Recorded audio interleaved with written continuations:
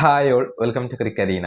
ഇന്നലെ രാജ്കോട്ടിൽ വെച്ചുകൊണ്ട് നടന്ന മൂന്നാം ഏകദിന മത്സരത്തിൽ ഇന്ത്യക്ക് തോൽവി ഏറ്റുവാങ്ങേണ്ടി വന്നിരുന്നു. 7 വിക്കറ്റിനാണ് ന്യൂസിലാൻഡ് ഇന്ത്യയെ പരാജയപ്പെടുത്തിയത്. ആദ്യം ബാറ്റ് ചെയ്ത ഇന്ത്യ 7 വിക്കറ്റ് നഷ്ടത്തിൽ 284 റൺസാണ് എടുത്തത്. രാഹുലിൻ്റെ സെഞ്ചുറിയാണ് ഭേദപ്പെട്ട സ്കോർ ഇന്ത്യക്ക് നൽകിയിട്ടുള്ളത്. മറുപടി ബാറ്റിങ്ങിന് ഇറങ്ങിയ ന്യൂസിലാൻഡ് അനായാസം ഇത് മറികടന്നു 3 വിക്കറ്റ് നഷ്ടത്തിൽ 286 റൺസ് അവർ നേടുകയായിരുന്നു. എടുത്തു പറയേണ്ടത് ഡാരി മിച്ചലിന്റെ ഒരു ബാറ്റിംഗ് തന്നെയാണ്. പുറത്താകാതെ 131 റൺസ് അദ്ദേഹം സ്വന്തമാക്കി. അതുപോലെ തന്നെ 87 റൺസ് എടുത്ത വിൽ യങ്ങും ഈ മത്സരത്തിൽ ന്യൂസിലാൻഡിന് വേണ്ടി തിളങ്ങിയിട്ടുണ്ട്. എന്തുകൊണ്ട് പരാജയപ്പെട്ടു?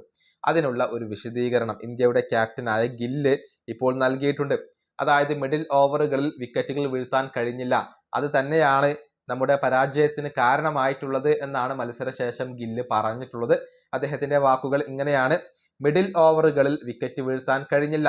ഇൻസൈഡ് സർക്കിളിൽ 5 ഫീൽഡർമാർ ഉള്ള മിഡിൽ ഓവറുകളുടെ സമയത്ത് വിക്കറ്റുകൾ വീഴ്ത്താൻ കഴിഞ്ഞിട്ടില്ലെങ്കിൽ നമ്മുടെ ടാർഗറ്റ് ഡിഫെൻഡ് ചെയ്യുക എന്നുള്ളത് വളരെ ബുദ്ധിമുട്ടാണ്. അവിടെ വിക്കറ്റുകൾ വീഴ്ത്താൻ സാധിക്കാത്തത് തന്നെയാണ് തോൽവിക്ക് കാരണമായിട്ടുള്ളത്. മാത്രമല്ല, തുടക്കത്തിൽ നമ്മുടെ ബാറ്റർമാർക്ക് ഫ്രീ ആയിക്കൊണ്ട് റൺസ് നേടാൻ കഴിഞ്ഞില്ല, അത് ബുദ്ധിമുട്ടായിരുന്നു. എന്നിരുന്നാലും ഡീസൻ്റ് ആയിട്ടുള്ള ഒരു ടാർഗറ്റിൽ തന്നെയായിരുന്നു ഞങ്ങൾ മുന്നോട്ട് വെച്ചിരുന്നത്. പക്ഷേ ന്യൂസിലാൻഡ് ബാറ്റർമാർ വളരെ കാമായിക്കൊണ്ട് ഇന്നിങ്സ് മാനേജ് ചെയ്തു. ഇതാണ് ക്യാപ്റ്റനായ ഗില്ല് പറഞ്ഞിട്ടുള്ളത്.